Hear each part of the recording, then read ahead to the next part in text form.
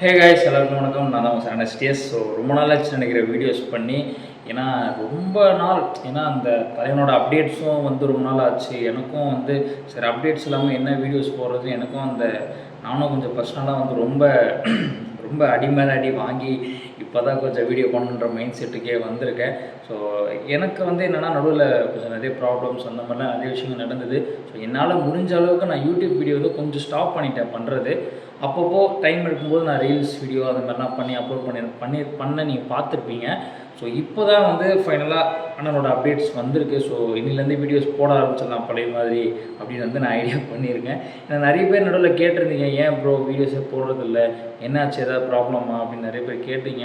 So அதனால் நான் எல்லாமே என்கிட்ட சொல்ல முடியல. ஏன்னா அது கொஞ்சம் அதெல்லாம் தாண்டி இன்றைக்கி வந்து முன்னாடி நிற்கிறேன். ஸோ உங்களோட சப்போர்ட், உங்களோட லவ் எல்லாமே வந்து இன்னி வரைக்கும் எனக்கு நிறைய சப்போர்ட் பண்ணிட்டு தான் இருக்கீங்க. ஸோ அதுக்கு நான் ரொம்ப நன்றி சொல்லிக்கிறேன். ஸோ வீடியோவில் போகலாம். இந்த வீடியோவில் வந்து கொஞ்சம் வாய்ஸ் லோவாக கேட்டதாக கொஞ்சம் அட்ஜஸ்ட் பண்ணிக்கோங்க. அடுத்தடுத்த வீடியோவில் கொஞ்சம் கொஞ்சம் சரி பண்ணிடுறேன். ஏன்னா இப்போ தானே வந்திருக்கேன். ஸோ இதுக்கப்புறம் எல்லாமே கொஞ்சம் கொஞ்சம் இம்ப்ரூவ் பண்ணிடலாம். ஸோ இந்த STR48 இந்த படம் என்ன ஆச்சு? ஏன்னா போஸ்டர் வந்துடுது. நம்ம அண்ணனோட பர்த்டே அன்றைக்கி அந்த போஸ்டர் ரிலீஸ் பண்ணாங்க. ஸோ அன்னிலேருந்து இன்னி வரைக்குமே அந்த படத்தோட எதிர்பார்ப்பு வந்து இன்னும் வேறு லெவலில் ஒரு எக்ஸ்பெக்டேஷன் இருக்குது. இப்போ வரைக்குமே அந்த படம் என்ன ஆச்சு, ட்ராப் ஆகிடுச்சா, அந்த படம் வருமா வராதா அப்படின்னு வந்து இப்போ வரைக்குமே ஒரு கேள்விக்குறியாகவே. ஏன்னா நிறையா சோஷியல் மீடியாவில் வந்து நான் பார்த்தேன் அந்த படத்தை வந்து அதை வேறு விதமாக திருப்பி இந்த படம் ட்ராப்பு, ஷூட்டிங் போல் நிறைய விஷயங்கள். அது வந்து நமக்கு வந்து புதுசு இல்லை, அது வந்து நம்ம நிறைய பார்த்துட்டோம். அந்த படம் வந்து நிறைய பேர் ட்ராப்டான்னு என்கிட்டையும் கேட்டாங்க. நிறைய பேர் வந்து சோஷியல் மீடியாவில் வந்து ஒரு கொஷினாகவே அதை கேட்டுட்டு தான் இருக்காங்க. அந்த படம் வந்து எனக்கு தெரிஞ்சு நான் நியூஸ் கேள்விப்பட்ட வரைக்கும் அஃபிஷியலாகவும் சரி, அந்த படம் வந்து ட்ராப் இல்லை. அந்த படத்தோட ஒர்க் வந்து நடந்துகிட்ருக்கு. ப்ளஸ் ப்ரொடக்ஷன் வந்து கொஞ்சம் சில ப்ராப்ளம் இருக்குது. ஏன்னா RKFA தான், கமல் சார் தான் ப்ரொடியூஸ் பண்ணுறாரு அந்த படத்தை. இப்போ வந்து அவர் ப்ரொடியூஸ் பண்ணல, வேறு ஒரு ப்ரொடியூசர் வந்து இந்த படத்தை ப்ரொடியூஸ் பண்ணி இந்த படத்தை எடுக்கலான்னு ஒரு ஐடியா வச்சுருக்காங்க. அது யார் என்னன்றது இன்னும் வந்து அஃபிஷியலாக நமக்கு தெரியல. அது வந்து இப்போ ஒரு படம் வந்து நடிச்சிட்ருக்காரு, தக் லைஃப்ன்ற ஒரு படம். அந்த படம் தான் வந்து இப்போ STR48. இப்போ இந்த STR48 ஒரு படம் நம்ம அந்த போஸ்டர் வச்சுல அது வந்து இப்போ 50வது படமாக வரப்போகுதுன்னு தான் வந்து ஒரு நியூஸ் வந்திருக்கு. இப்போ தக் லைஃப்ன்ற படம் தான் இப்போ அந்த படத்தை நடித்து முடித்து இப்போ தான் நேற்று தான் வந்து அந்த படத்தோட ஷூட்டிங் வந்து முடிச்சுட்டாங்க ஃபுல்லாகவே.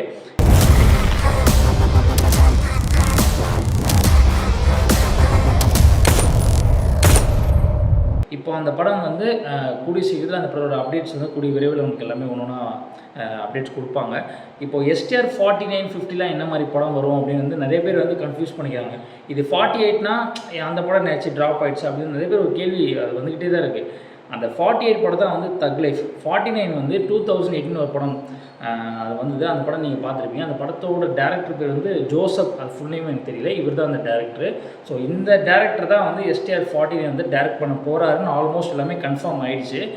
50வது படம் தான் வந்து அந்த 48 போஸ்டர் வந்ததில்ல, தேசிங் பெரியசாமி, அந்த ப்ராஜெக்ட் தான் வந்து 50வது படமாக பண்ண போகிறன்ற வந்து நியூஸ் வந்து இப்போதைக்கு சொல்லியிருக்கிறாங்க. ஸோ இதுதான் இப்போதைக்கு கிடைச்ச அப்டேட். ஏன்னா இப்போ வந்து நிறைய பேர் அந்த 48 மூவி என்ன ஆச்சு அப்படின்னு வந்து நிறைய பேர் கன்ஃபியூஸ் பண்ணிக்கிறாங்க. ஸோ 48வது படம் தான் வந்து தக் லைஃப். 49 தான் வந்து அந்த ஜோசப் அவரோட ப்ராஜெக்ட் வந்து ஆல்மோஸ்ட் கன்ஃபார்ம். அது வந்து விரைவில் அனௌன்ஸ்மெண்ட் அவங்களே அஃபிஷியலாக சொல்லுவாங்க. 50வது படம் தான் வந்து தேசிங் பெரியசாமியோட ப்ராஜெக்ட் வந்து 50வது படம் பிரம்மாண்டமாக பண்ணுறாங்க. ஸோ இது வந்து ஆல்மோஸ்ட் கன்ஃபார்ம் தான். ஏன்னா நான் கேட்ட வரைக்கும் இது தான் சொன்னாங்க. ஏன்னா ஆல்மோஸ்ட் கன்ஃபார்ம் ஆகிடுச்சு. ஆனால் நமக்கு அனௌன்ஸ்மெண்ட் வந்துட்டாலே கொஞ்சம் படம் டிலே ஆகுதுன்னு அது ஒரு இதுவாக வருதுனால படம் நடித்து முடிச்சுட்டு ஒன் பை ஒன்னாக தலைவர் வந்து அனௌன்ஸ்மெண்ட் விடலான்னு வந்து ஒரு இது. இப்போ வந்து அவர் வந்து பக்காவான ஒரு ஷோவில் தான் போயிட்டுருக்காரு. ஸோ எல்லாருமே வந்து இந்த மாநாடு வீட்டுக்கே பத்தத்துலலாம் பார்த்தீங்கன்னா அந்த படம் வந்து அனௌன்ஸ்மெண்ட் எப்பயோ வந்துருச்சு. அது ரிலீஸ் வர்றதுக்கும் வந்து இவனுக்கு பிரச்சனை பண்ணுவானுங்க. படம் நடித்தாலும் பிரச்சனை, படம் நடிக்கலான்னு இவனுக்கு பிரச்சனை.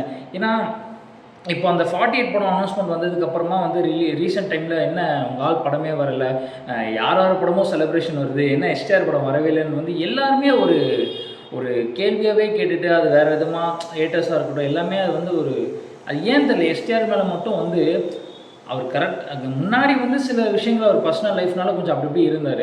இப்போ அந்த மனுஷன் திரும்பி வந்து வேறு மாதிரி ட்ரான்ஸ்ஃபர்மேஷன்லாம் கொடுத்து ஆளே இப்போ வேறு லெவலில் இருக்கார். இப்போயும் அவரை வந்து நோண்டிக்கிட்டு அவர் படம் வரலன்னா ஏன் அவர் படம் வரல, ஏன் ஷூட்டிங் போகலாம், அவங்க ஆள் ஷூட்டிங் போனால் தானே படம் வரும் அப்படின்னு வந்து இன்னி வரைக்குமே அவர் மேலே வந்து அந்த ஒரு தப்பான ஒரு விஷயத்த வந்து மேலே திணிச்சிக்கிட்டே இருக்காங்க. அது வந்து எனக்கு ரொம்ப மனசு ரொம்ப கஷ்டமாக இருக்குது. ஏன் இந்த மனுஷன் எல்லாமே, ஏன்னா நம்மளுக்கு தெரியும், நம்ம ஃபேன்ஸுக்கு வந்து நமக்கு தெரியும், STR ஃபேன்ஸுக்கு வந்து இது நம்ம அண்ணன் யாருன்ட்டு.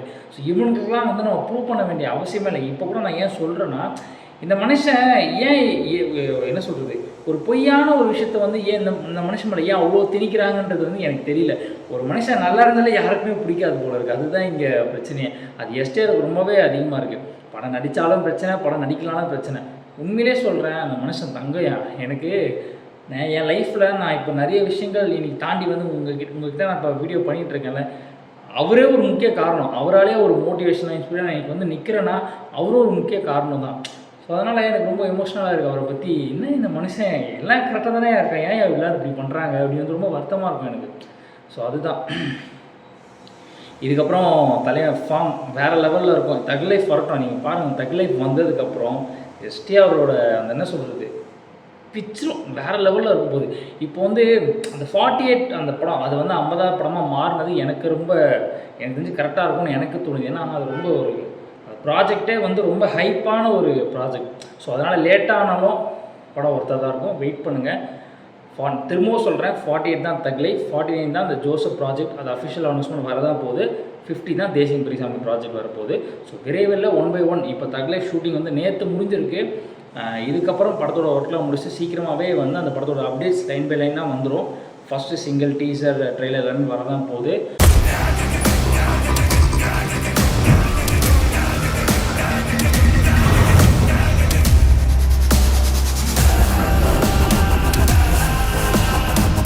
அந்த படம் ரிலீஸ் வந்து பொங்கலுக்குன்னு சொல்லிகிட்டு இருக்காங்க. டிசம்பர் கிடையாது. டிசம்பர் நிறைய பேர் சொன்னாங்க, டிசம்பர் கிடையாது.